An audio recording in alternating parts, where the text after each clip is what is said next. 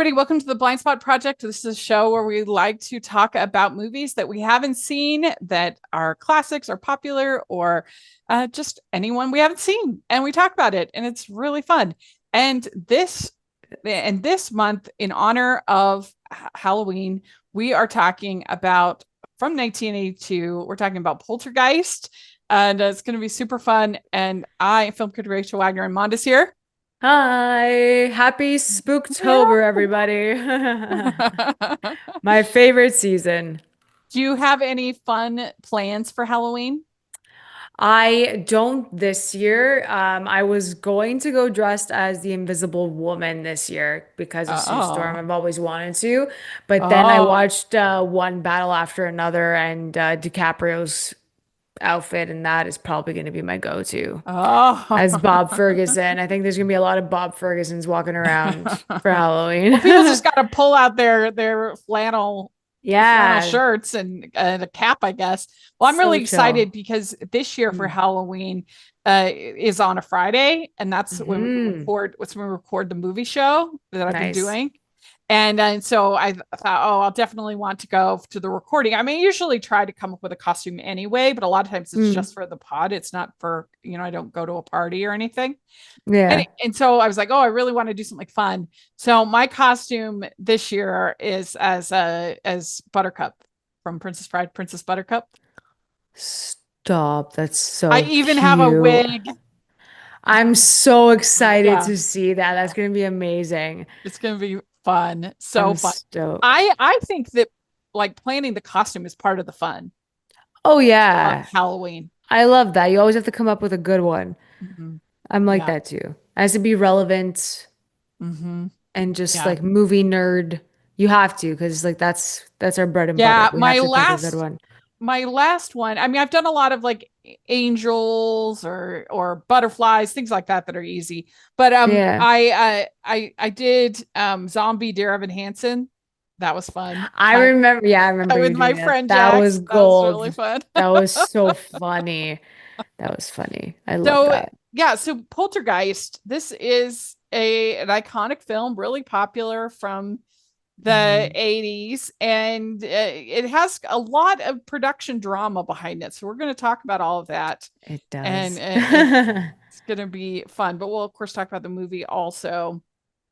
And I think I had always lumped this movie in with The Exorcist, which I still haven't seen, and I know I need to, but it's very I don't like demons, or as a spiritual Hmm. person, like that's where I'm kind of nervous about it.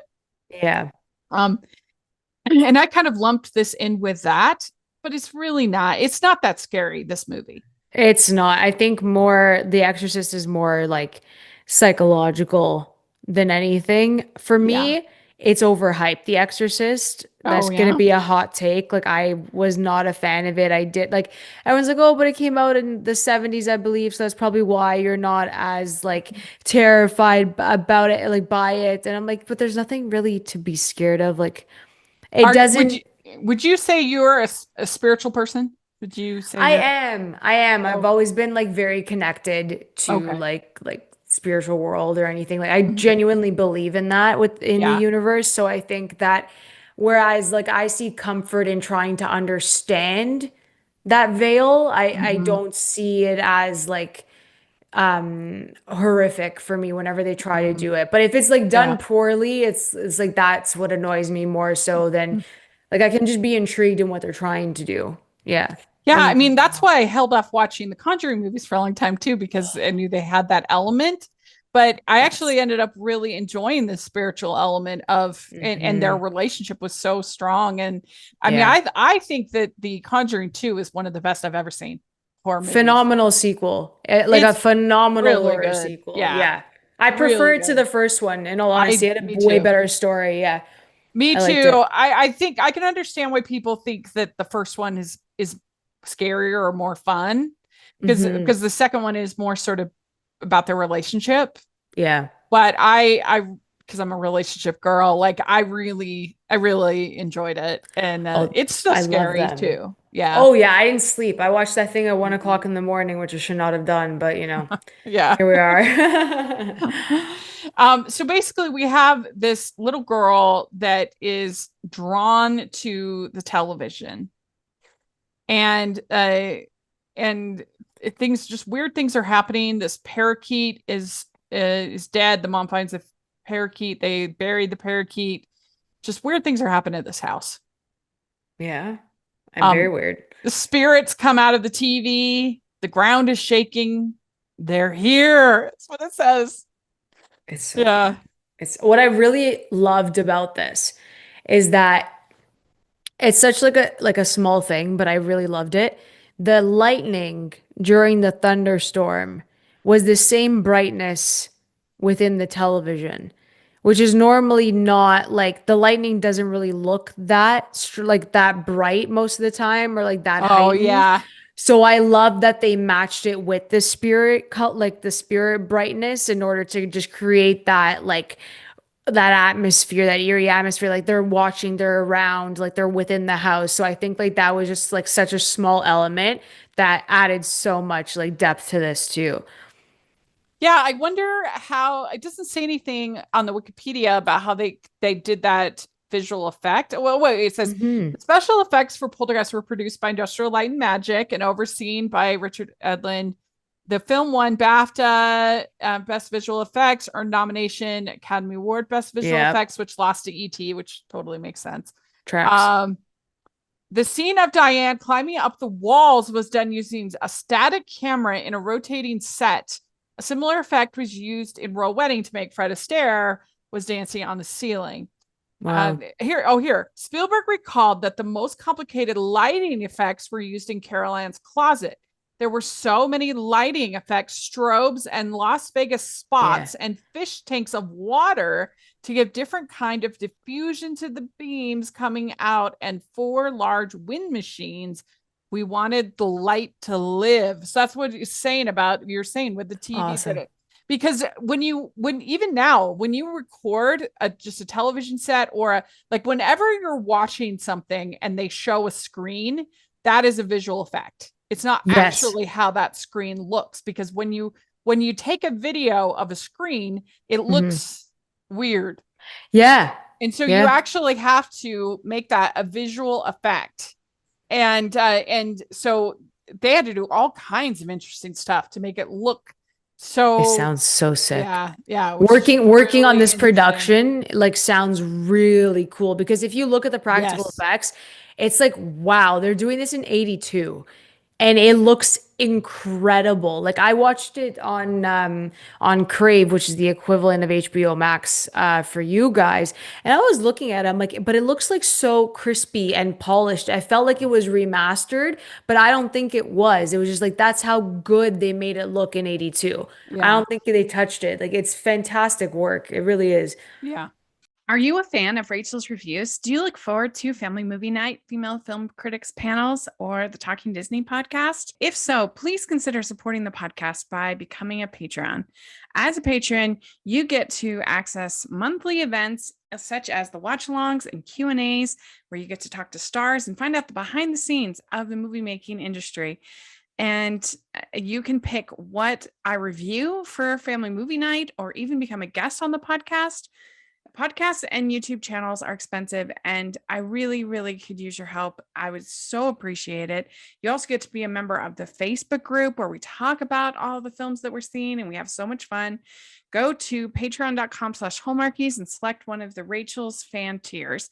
That's patreon.com/hallmarkies. I completely agree. And everything just feels very real. This is not one of those movies from the 80s that just like looks campy. Like everything feels pretty grounded. No, it does. It Yeah, does. it I think does. because you start it with the Yeah. kids. Like Mhm. once it That's focused true. on the kids, it's like it's crazy. Mhm. And they remember to build up the tension little bit by little bit. You see the weird TV, you see the fork bending, you see the glass breaking, you see the Yeah. chairs are levitating weird. Like what is happening? And The that's sound effective. design, the That's sound effective. design's like very effective. Mm-hmm, Like mm-hmm. you have to have that in a horror film. It's crazy if you don't. I think one of the scariest or creepiest moments is when the steak becomes a bug's. It's like, It's just, it's so nuts. It's so that's nuts. really fun. I can't. I think one of my favorite moments was when one of the characters was looking towards the mirror Oh and then yeah, and and he his face water. just like he was like trying to Yes. wash it off, but like his face is decaying and you see the eyes bulging. Like that was insane. Yeah, that That was was good. insane. I was like blown away by that too. It was so Yeah. good. So then they have the boy and the teenager leave, Yeah. which was good call there. Get I mean, them I out. wouldn't stay. I wouldn't And stay. then we find out that the complex was built, the development was built on a cemetery. And that's a great moment at the end when he says to the dirty business guy, and he's like, you didn't even remove the bodies. The bodies are still there. And Oh, oh um man. that and when she ends up in the pool with the Skeletons. skeletons all around her, yeah.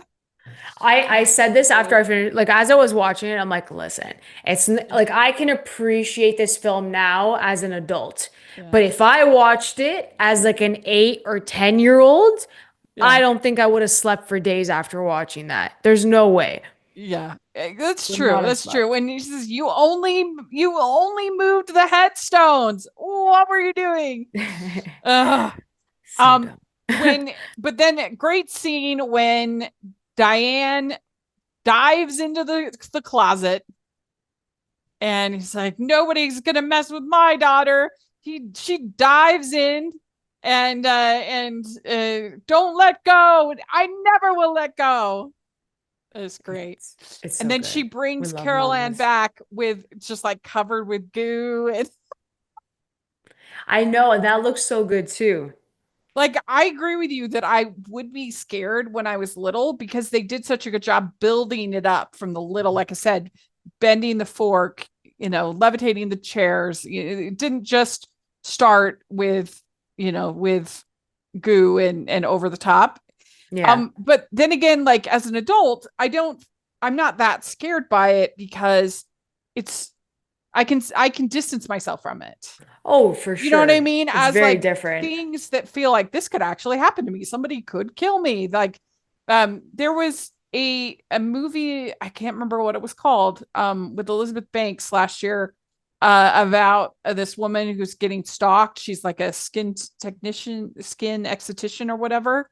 And Oh, yeah, I she know which one you're she gets talking like she about. gets like internet stalked, then she gets stalked in real life. And like that movie, I didn't particularly like it, but it was a lot scarier because it feels like that could actually happen to me. Feels It's real. any of that stuff. It's like when it's rooted in reality more so, I'm like, I Yeah. can't do Yeah. it. Uh and then the whole scene with Diane in the bath. It's like that No. was really There, good. oh my God, there was the scene with the clown, that porcelain clown. Yeah. The clown I'm, wasn't in it as much as I thought it was going to be because it's so iconic to yeah, Poltergeist, but it yeah. was effective when it was in it. It was so effective, but I think Yeah. again, like this is a film that shouldn't have been touched. Yeah. You know what I mean? And Yeah. then when they made the second and I believe the second and third, three of them they did four. Oh, I And don't even then it know how was many three. there are. It's And then a three remake. Poltergeists and then a remake. And I think they did a TV series or there's a TV Oh, series coming. which I heard the remake is trash. Yeah. I mean, Yeah. you So, cannot, I think if because they were practical effects at the time, you can't yeah. reimagine that with CGI. It won't be as effective, I think, in that case. Yeah. I think that's why this shouldn't have been touched at all. I think it helps too that at least nobody that I'm that familiar with is in this movie. I think that helps. Like, I mean, Craig T. Nelson, I guess I know, but the rest of the cast is all people I'm not that familiar with. And I think that kind of helps make it even more like immersive. You're not distracted by like, oh, that's Mel Gibson, like That's somebody that I recognize or know. Yeah. You know what I I'm think, saying? yeah, Craig T. Nelson. I had to place him. I was like, Mhm. who is this guy? Why does he look familiar? Yeah. I thought I mentioned it. I forgot what movie I said that he was from. I don't remember what movie I said he was from, but I was way Yeah. off. That didn't help. That it was definitely not Craig T. Nelson that I thought of. So Yeah. I'd like to take a second to thank our sponsor for this episode of the podcast. It's the good folks over at Uncommon Goods. Uncommon Goods makes holiday shopping stress-free and joyful with thousands of one-of-a-kind gifts you can't find anywhere else. Uncommon Goods looks for products that are high quality, unique, and often handmade or made in the US. Many are crafted by independent artists and small businesses, and because they're made in small batches, the best finds can sell out fast. So I recently placed an order with Uncommon Goods and I got a robe that has hummingbirds on it, which is really, really cute. And then I got a savory and spicy maple sauce sampler. And so this has maple syrup that's flavoring barbecue sauces and sriracha and hot sauce and things like that. So a lot of fun, unique flavors. And so you can see that you can get a very wide variety of items. And with every purchase you make at Uncommon Goods, they give back $1 to a nonprofit partner of your choice. They've donated more than $3 million to date. So shop early, have fun, and cross some names off your list today. Get 15% off your next gift. Go to uncommongoods.com/hallmarkies. That's uncommongoods.com/hallmarkies for 15% off.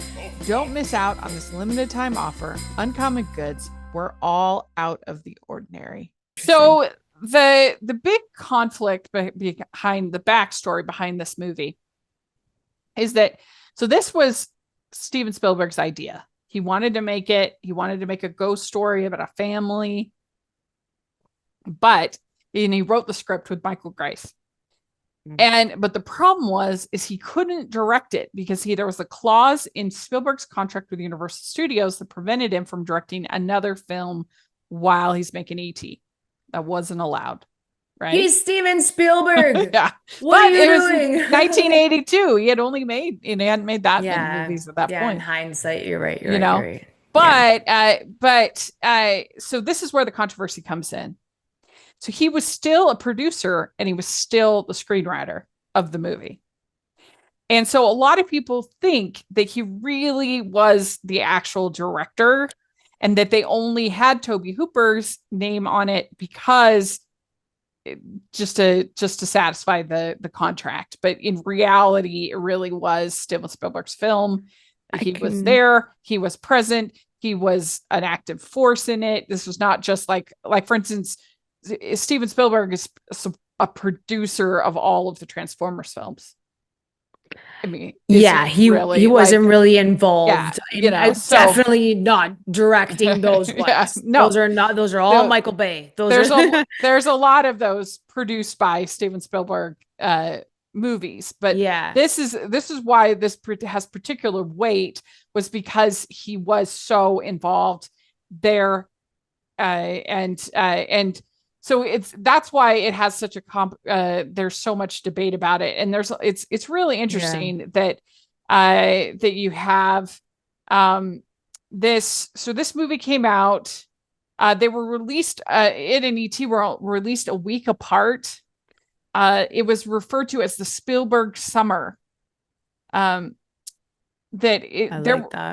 So there were suggestions in addition to Poltergeist co-producer and co-writer credit that he was also the de facto director.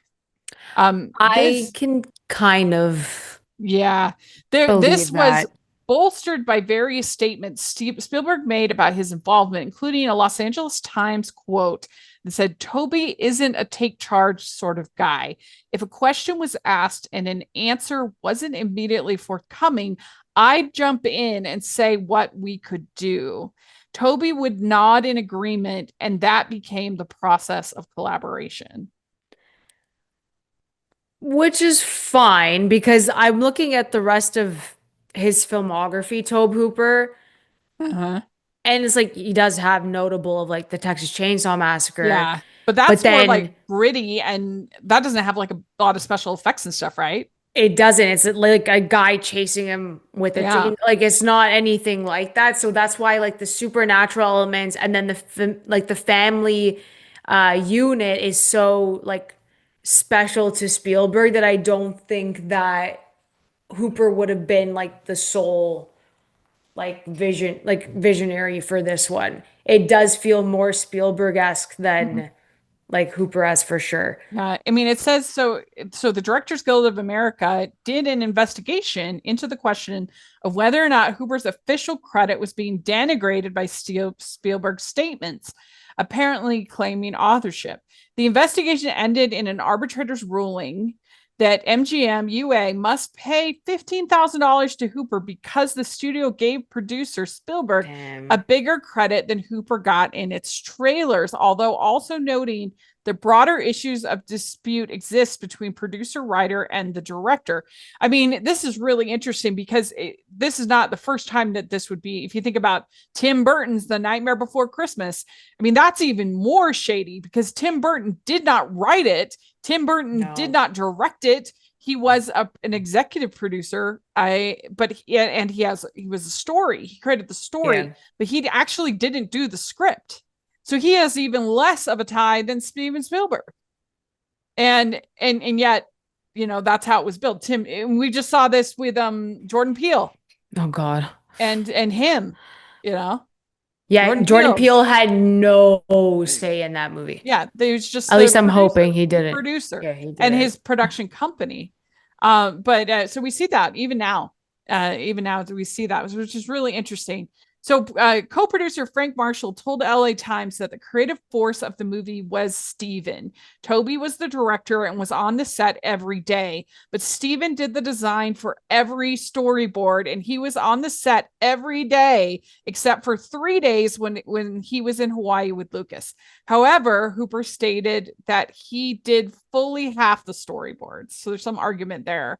But he was on set almost every day. Which I mean, that's not He unheard was of there. it's not unheard of for No. writers and producers to be on set every day. That happens. But Yeah. just the fact that this was so much his baby Yeah. that it makes you wonder. I mean, he at one point wanted Stephen King to help him write it. That he was so involved in every aspect of it that I think this Hmm. is why it's an interesting thing. So the Spielberg wrote a letter. He says that the week of the film's release, the Hollywood Reporter printed an open letter from Spielberg to Hooper. Regrettably, some of the press has misunderstood the rather unique creative relationship which you and I shared throughout the making of Poltergeist. I enjoyed your openness in allowing me, as a writer and a producer, a wide berth for creative involvement, which isn't unheard of either. Just as I know you were happy with the freedom you had to direct Poltergeist so wonderfully. Through the screenplay, you accepted a vision of this very intense movie from the start. And as the director, you delivered the goods. You performed responsibly and professionally throughout. And I wish you great success on your next project. And I think that's interesting that this debate was happening on the week of the film's release. You That know? is just insane stuff. That I can't. Apparently didn't the little girl pass away like years later? Oh, I don't know that. That's Let's what I see. heard too. Um, I heard that too. I'm like, this was just like a messy production entirely. I'm not sure about the little girl. Uh, yeah, I don't know about that, It's but I believe it. the arguing was just the going back and forth for creative Yeah. control. So Mick Garris, a publicist on the film who made several on-set visits, came to Hooper's defense on a podcast. Says Toby was always calling action and cut. Toby had been deeply involved in all of the pre-production and everything, but Steven is the guy who will come in and call the shots. And so you're on your first studio film hired by Steven Spielberg, who is enthusiastically involved in the movie. Are you going to say, stop that, let me do this? Which Toby did. Toby was a terrific filmmaker. I don't think it's that Steven was controlling. I think it was Steven was enthusiastic and nobody was there to protect Toby, but all of the pre-production was done by Toby. Toby was there throughout. Toby's vision is very much realized there, and Toby got credit because he deserved credit, including Steven Spielberg said that. Yes, Steven Spielberg was very much involved, but it is a Toby Hooper film. So we will never know 100%. And in the end, it doesn't really matter. I mean, it doesn't, because I'm always going to say it's a Spielberg film at the end movie of is the movie. I mean, yeah, it's sort of a nice trivia point and it's kind of fun to talk about. But in the end, it doesn't really matter. Is the movie good or is the movie bad? yeah, exactly. You know? Well, it's the same thing. Like if you really look at like even Back to the Future, like yeah, Zemeckis directed it, but it is executive produced by Spielberg too. So it's like you gotta. I know it's a Zemeckis film, but it still has that little. I mean, that's a little Spiel... different though because Zemeckis did write it. Zemeckis wrote Back to the Future. So whereas this hasn't, and even and so that was more his baby, and then Spielberg helped him with it. But he was very, very involved, and you could do like an interesting ranking of the produced by Steven Spielberg films because there's a long list of them, but some of them were ones like Transformers, like we talked about, were minimal involvement, minimal of his voice, and then others like he was very involved with Back to the Future, involved with casting, involved with just getting them made, and so that that makes a lot of sense. But this especially so since it was his script. I think and it was his baby. He's the one who brought it to the studios. And the only reason was because of this contract thing. And I think that's what makes it feel a little fuzzy that like you were there every day on set. The only reason you didn't direct it was because of legalese. So it was in your best. Yeah. So why wouldn't you lie about it? I know. And it sounds like this Toby Hooper was a team player. Yeah, I don't think he was like essentially like countering Spielberg. Like I feel like it was way collaborative. So you can't really say like one or the other. I think they just worked as a unit, right? So it's just funny that there's like all this controversy behind the scenes. Yeah, which is interesting. But overall, the movie really is effective, I think. I think this would be a very good gateway horror movie. It's not that scary, but it's relatable enough. And the performances are all good. It's got some cool visual effects. I think this would be on, if I was making a list of like a top 10 gateway horror, I think this would probably be on there. Oh, 1000%. I think like it's an OG horror. I think it's in like the top 10 of films where if you need to dip your toe into the genre, like this would be a starter. And then like you can understand the conventions a bit from Poltergeist, and then you can watch Scream as we're mentioning in our like while we were texting, that Scream's obviously, you have to know a bit of references, but it still explains the tropes of like the horror genre, which is super helpful. Halloween's like another big one as well that you would have to watch as like an iconic entry. I think Halloween is more of your introduction to slashers. I think it's a good, because it's really not that bloody, is Halloween. No. And it's more about what you don't see in Halloween. Yeah, that makes it scary. And you see, when you see Michael Myers looming over the fence or just standing there, or oh my God, the breathing and the mask. It's just a classic. It's so good. I watch it every year. Scream, it has a lot of that humor of like poking fun at horror movies, even like, oh, don't go into that house now. There's always the one person who goes, who goes back, or, whatever, like those kind of meta jokes that I think work better if you've seen a few. But Yeah. it is good, especially that opening with Drew Barrymore So is good. really good in Scream. And so Yeah. it's a good starter. Mhm. But yeah, I think Poltergeist is right on that level. It's 100%. probably one of my favorite little kids are creepy. Me too. And I'm normally not a fan of No, that. same. Me too. I'm normally not the biggest fan of that horror trope. Yeah. But it's good. I mean, what's interesting is you can see a lot of this movie influence in weapons. You know what I Yes, you mean? can. Like the little kids and the Yes, you can. That's a very good point. Yeah. Yeah, that's actually really good. Yeah. Yeah, the next one with a child that I do have to watch is The Omen. Oh yeah, I haven't seen that. Maybe we'll have to do that Yeah. our blind spot for next year. So down. Let's do Yeah. that. Yeah. Well, so I asked on Twitter what people thought about this and if they think that Spielberg directed it. Got a few responses. We have Aaron Nolan says it's a classic.